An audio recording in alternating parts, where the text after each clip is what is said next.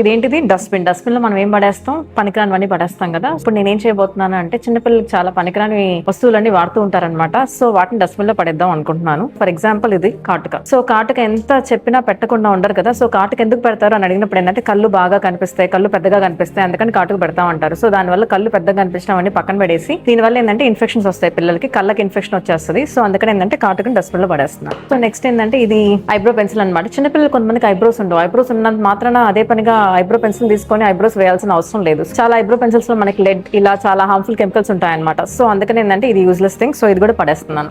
Next thing ఏంటంటే సున్నిపిండి. మనము pH balanced soaps and body wash మాత్రమే వాడమంటాం, కానీ అవన్నీ వినరనమాట. సున్నిపిండి, శనగపిండి ఏదో పిండి తీసుకొచ్చి మొత్తం రుద్దేస్తూ ఉంటారు. సో దీని వల్ల వాళ్ళకున్న బేబీ హెయిర్ పోతుంది, తెల్లగా వస్తారు, ఇలాంటి చాలా కాన్సెప్ట్స్ ఉంటాయి. సో దీని వల్ల ఆ పోవడం అవన్నీ ఏమి జరగవు. బేబీ స్కిన్ అనేది పూర్తిగా డామేజ్ అవుతుంది, ర్యాష్ వస్తుంది. సో లేనిపోని సమస్యలు వస్తాయి అనమాట. సున్నిపిండిని కూడా డస్ట్బిన్ లో పడేస్తున్నాను. సో నెక్స్ట్ థింగ్ ఏంటంటే ఇది అందరికీ తెలిసిందే, గ్రైప్ వాటర్. సో ఎంత చెప్పినా కూడా వినరనమాట. ఇంతకుముందు గ్రైప్ వాటర్ లో ఆల్కహాల్ ఉండేది, ఇప్పుడు ఏంటంటే వీళ్ళు కూడా చాలా తెలివిగా మారారు, ఆల్కహాల్ ఫ్రీ అని చెప్తున్నారు. సో ఎంత ఆల్కహాల్ ఫ్రీ అన్న దీంట్లో పారాబెన్, సల్ఫేట్స్ అవన్నీ ఉంటాయి. సో ఇది చాలా హార్మ్ఫుల్ థింగ్. ఇది ఏంటంటే జస్ట్ లైక్ పాయిజన్, ఒక విషంతో సమానం. సో ఇది అస్సలు వాడకూడదు పిల్లలకి. సో ఇది కూడా డస్ట్బిన్ లో పడేస్తారు. నెక్స్ట్ థింగ్ సాంబ్రాణి. సాంబ్రాణి ఎందుకు వేస్తారు అంటే జలుబు చేయకుండా ఉండడానికి వేస్తామంటారు. జలుబు చేయడం పక్కన పెట్టేసి సాంబ్రాణి వేయడం వల్ల ఆ పొగ వల్ల పిల్లలకి ఊపిరితిత్తులకు చాలా సమస్యలు వస్తాయి. సో ఇది కూడా యూజ్లెస్ థింగ్. సో ఇది కూడా డస్ట్బిన్ లో పడేస్తున్నారు. Next thing powder. So powder ఎందుకు రాస్తారు అని అడిగినప్పుడు ఏంటంటే ఫ్రెష్ గా కనిపించాలి అంటారు. పిల్లలు ఫ్రెష్ గా కనిపించడం ఏంటి, పిల్లలు ఎలా ఉన్నా కూడా పిల్లల్లాగే ఉంటారు. సో పిల్లలు పెద్దోళ్ళ కాదు కదా. మాయిశ్చరైజింగ్ లోషన్ రాయండి అంటే లోషన్ రాసి మళ్ళీ జిడ్డుగా అనిపిస్తుంది, మళ్ళీ పౌడర్ వేస్తున్నారు. సో అసలు పౌడర్ కొనడం ఆపేసి ఓన్లీ లోషన్ మాత్రమే కొనండి. సో